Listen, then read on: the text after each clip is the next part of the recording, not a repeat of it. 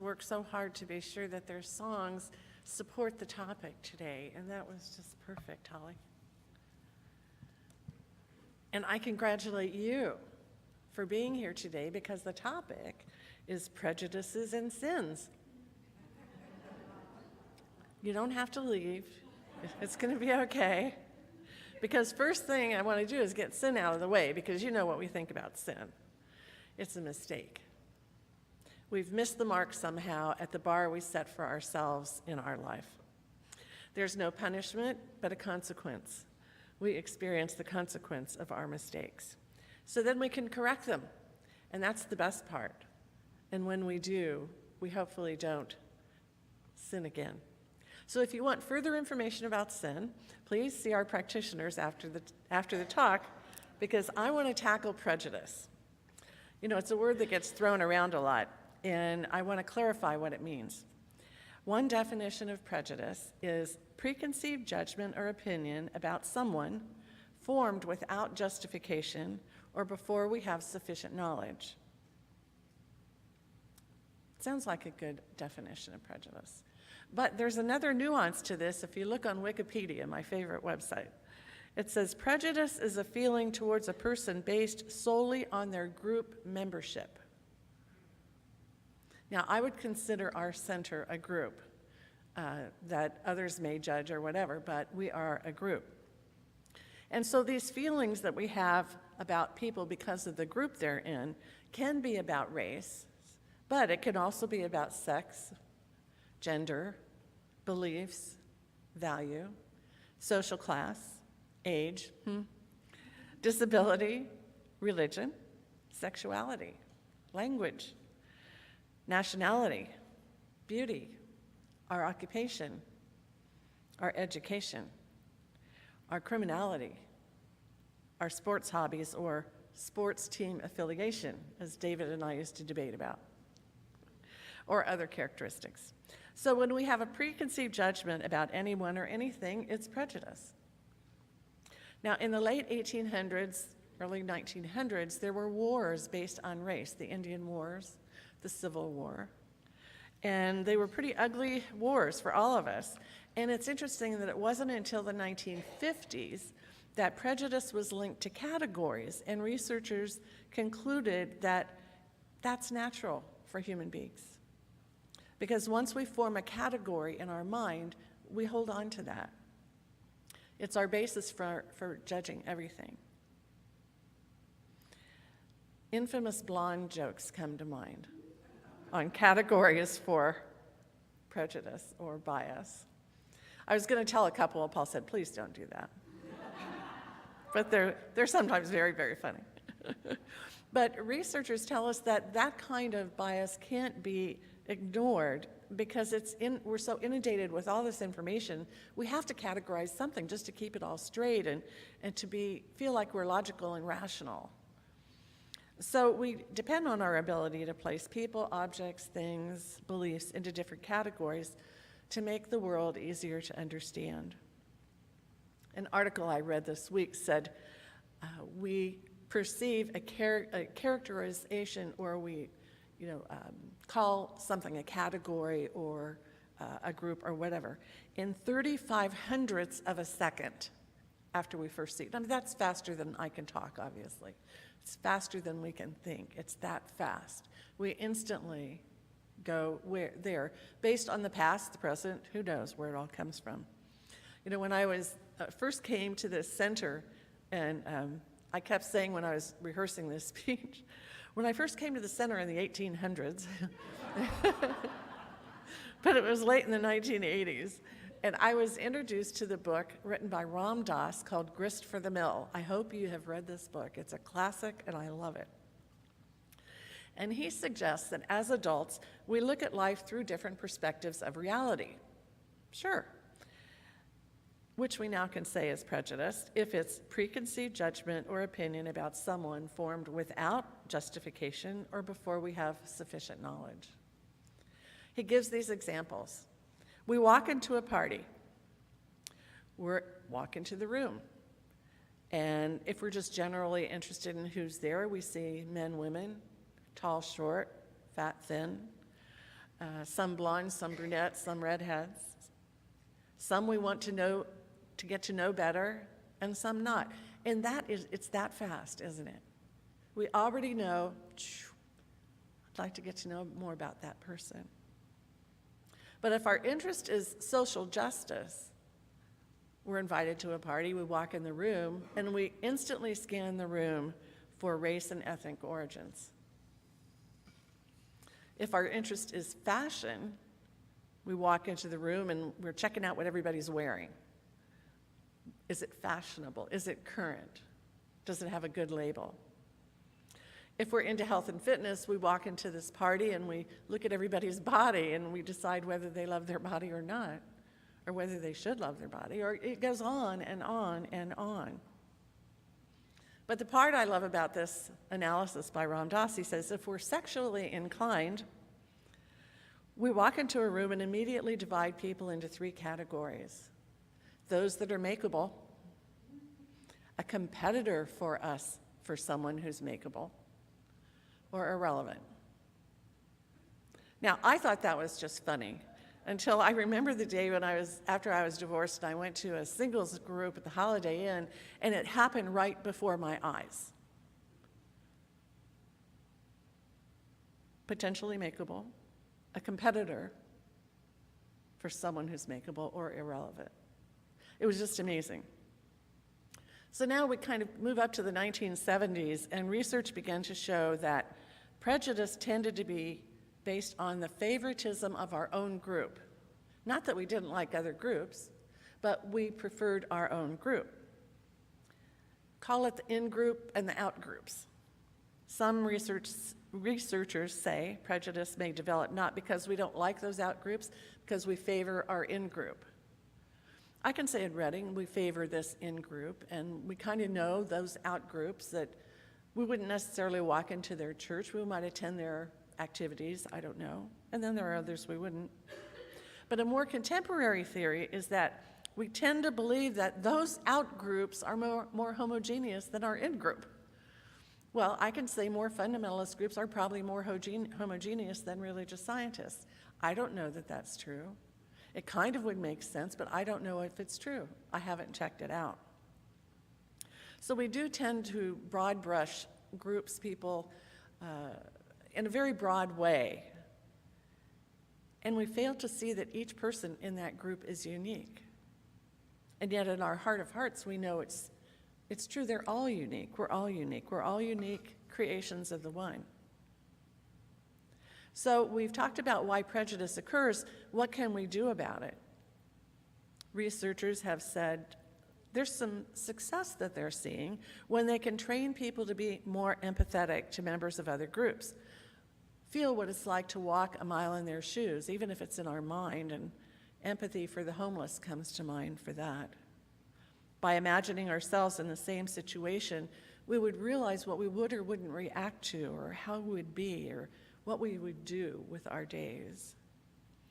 Other techniques include passing laws that require fair and equal treatment to all groups, making people aware of their own inconsistencies, which is what I hope this presentation this morning does for you, and increasing contact with members in those other groups.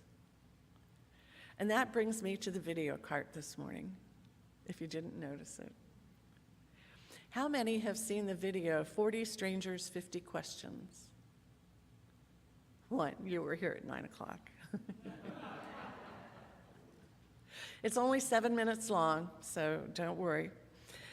And here's the background. It was created by a new film company called Brave New Films. That in and of itself tells you something about this new film company. And it was in Southern California.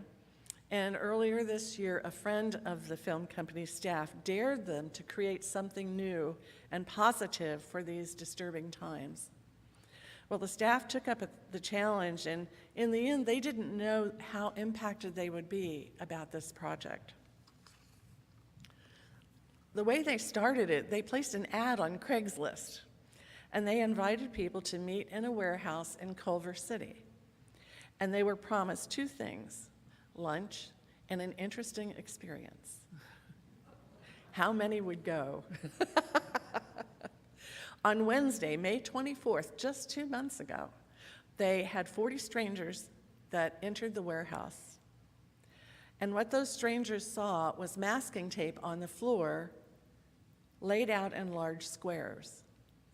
The film team physically separated the participants by race. The moderator said, "I'll be asking you questions, and after each question, if you can say yes in your mind, please leave your space and go to the other side of the room, and now you'll be in a whole new group. If you say no in your mind, just stay put in your square." And that was it. There was no other dialogue, no other warning, no other rules or requirements. So what I want to do is invite you to watch this and see the coming together, the splitting apart, the joining, the rejoining, and we place Kleenex around because you might need that. I've got one in my pocket. I've watched this 5 times and I can't help but cry. So if we could watch the video. The lights are down. Okay, the curtain's down. Damien.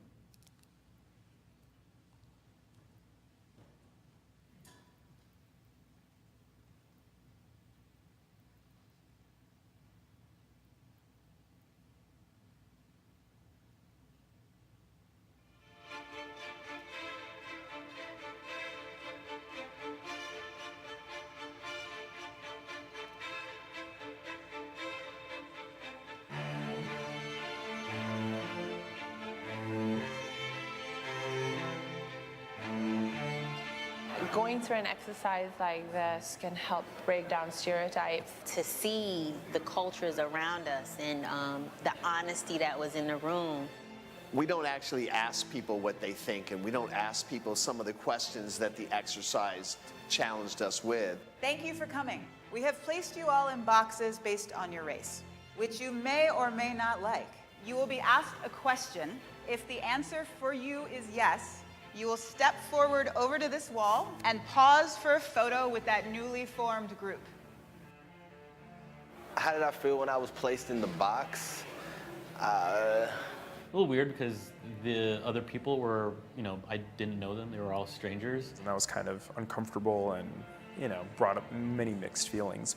Some people are probably upset because they feel this box is defining them. The questions will range from playful to personal. We welcome your reactions to the experience. Did you have overprotective parents? Large group of people from different backgrounds facing a level of vulnerability and honesty, making a statement about what they truly feel like on the inside. Are you in love right now? And I mean right now. I was really happy to see how many people were in love right now.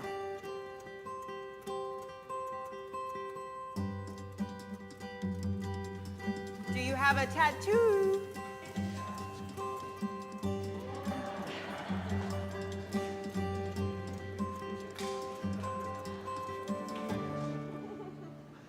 A couple of the questions kind of really dug right in there.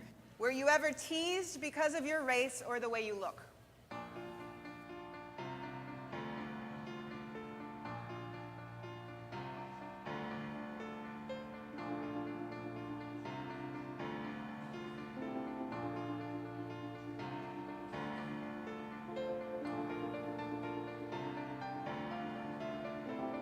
It gave me an immediate shift in perspective to always remember that there's other people going through things, no matter what you're going through.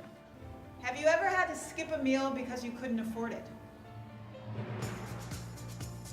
I was surprised to how many people had not eaten because they couldn't afford to. Do you distrust police officers? The amount of people, I realize that don't trust in the cops. I don't think I ever really opened my eyes to that before. Did anything surprise me? When the question was asked, have you ever saved a life, or has your life ever been saved? A lot of people saved some lives, and a lot of people got their life saved. That was pretty epic. It And to see that, and immediately thought of, wow, that must have been a really big deal, what they had to go through. Are you on a medication that you need to survive? I didn't necessarily have to step over the line and out the box on that, but my loved ones are facing that every day, and that was a little sensitive one right there. Have you had sex this past week? Well, my mom was in the room, so the whole sex in the past week one, I was like, no. But yeah, other than that, I was good with all the questions. Congratulations!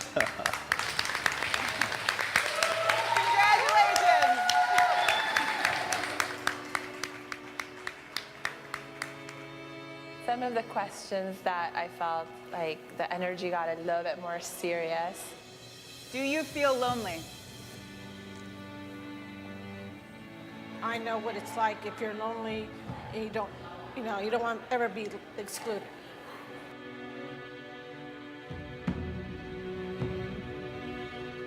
Have you lost a loved one to cancer?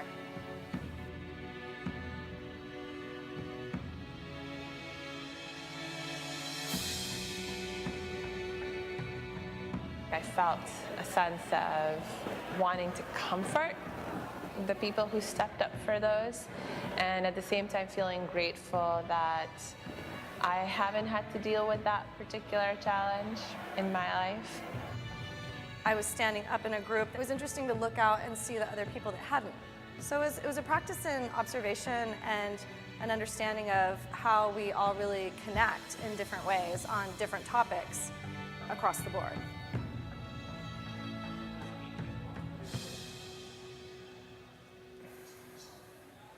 Was there a question that resonated with me most?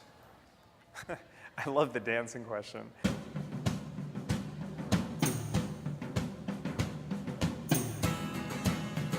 I feel like love actually is the root of all happiness. We have to be aware of our biases and be brave enough to put those aside. We all look different and have different identities, but we're all beautiful and we're all strong. I believe that everybody born is good. Do you feel we are stronger united than divided? Even though we all come from different backgrounds, different races, different parts of the country, we're all the same somehow. Despite whatever you might see in mainstream media, there's overwhelming evidence that humanity is uniting, and I think the future does look bright. Honestly, I felt like this is true America. 100% of us on that wall together. Beautiful woman next to me, I think she was Native American, and I just put my arm around her and she put her head on my shoulder, and it was beautiful, and I'm really glad that I got to be a part of it.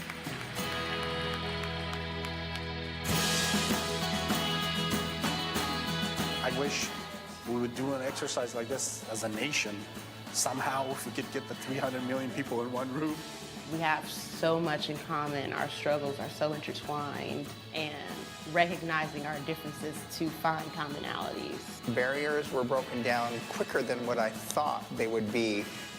One of them said, "What's your name?" And I said, "Leon," and he said, "I'm never going to forget you." I learned it's more important now than ever to live from a place of compassion.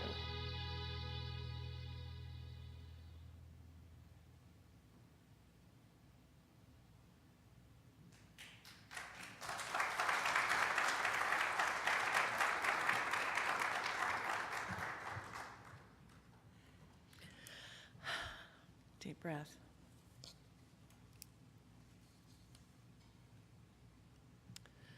Part of the commentary I read later, after that film was shown, was that the film team didn't reach any big epiphany or anything, but they realized how important it is to strive to understand one another. They didn't even want to hug everyone that was leaving that room, but they felt this sense of kinship. And they felt somehow they have captured the essence of hope on film. I've watched this 6 times. I am just in awe every time. So they saw empathy as not the end, but the beginning. Now I've got my papers mixed up. I can see through them. Okay. So how do we overcome our own stereotypes? The first thing is to acknowledge that we have them. 10 years ago or so, when tattoos started gaining popularity again, I thought, wait a minute, those are only for gang members. And then my friends started doing it. And then my best friends started doing it. And I thought, well, I got to give that one up. Just got to give it up. But I do feel empathy for people who overdo it. Paul was in a doctor's office recently, and the nurse had tape on her arms. And he said, oh, did you get hurt? And she goes, no, the doctor said if I want to work here, I have to cover up my tattoos. And, you feel compassion for people like that. And this week in the paper around here, there was a picture of a man who had a big tattoo on his face, and then he said, but I can't find a job. And so some people always want to push that envelope when society's not always ready. And then someday that is going to be the norm. Who knows? We don't really know. But it's important to be aware of our stereotypes. When we have a prejudicial thought about somebody in what we consider an out-group, it is important if we catch ourselves and then follow that up with a positive affirmation about those people or that group. And we can do this without leaving our comfort zone. That's the best part. For me, an example is for years I had a stereotype of motorcyclists all in a gang. I don't know why gangs kept coming up for me in this. But for cyclists, I used to consider them an out group, if we're talking about this. But a lot of the bikers started to fool me when I started seeing my business associates, doctors, dentists, all dressed up in leathers, trying to be bad guys, but they were just having fun. So I had to give that stereotype also. So that's gone. So it's having the courage to move out of our comfort zone and expose ourselves. And, it's exposing ourselves to the way other groups are. It may be a faith group. It may be a Baptist group. It may be a dirt bike riding group. There's all these different people that have different faiths, different hobbies. And the more we expose ourselves to them or get to know them even a little bit more, our stereotypes lessen. So to learn that, and that they are truly one unique individual one individual unique person created by God, it just helps us get by all that. So it's important to recognize when those stereotype flashes come up, because they come up fast, like that 3,500th second of a second. They come up very fast, and hopefully today, by watching this video, you'll become aware of that and say, that's not always true, that's not true, and that we can then become a light to others, and we can help people with what they're saying, and maybe say, well, that's not my experience is different than that. We can monitor the quality of our own conversations when it comes to any kind of prejudice or judgment or bias. And by doing this, we'll help society move forward, not immediately to the ultimate perfection, but in the direction of valuing people more, appreciating people more, and embracing all of us. So I wrote a treatment out because I thought by now I'd be blubbering, which I was at 9 o'clock, but I'm good now.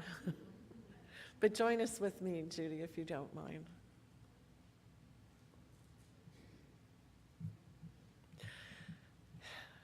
God, the creator of all, and we, as individual parts of that divine creation, honor divine unity that personifies itself in the multiplicity of all people.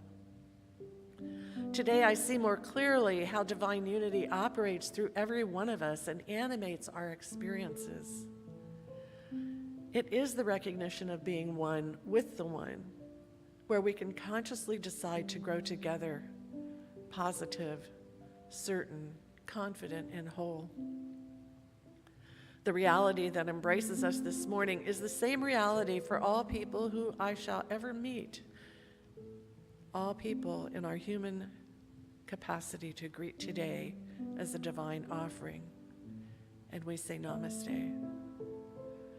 Today, I accept for myself and everyone here an improved ability to meet every situation, every person, with the consciousness of perfect oneness and with complete respect for our differences on the outside and our oneness on the inside.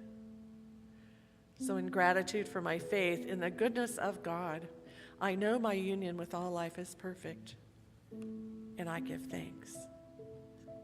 And so it is. Thank you.